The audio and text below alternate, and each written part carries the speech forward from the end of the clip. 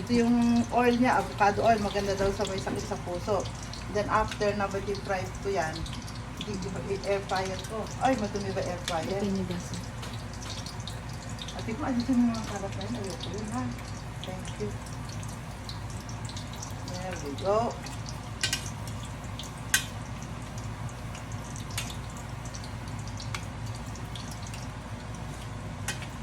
Ano para lahat naluluto.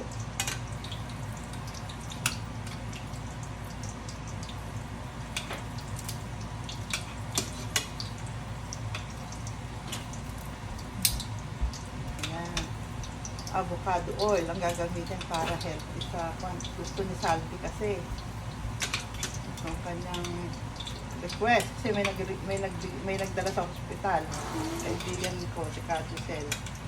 Nako, kumain ng 1/4 yata, hindi niya pipigilan.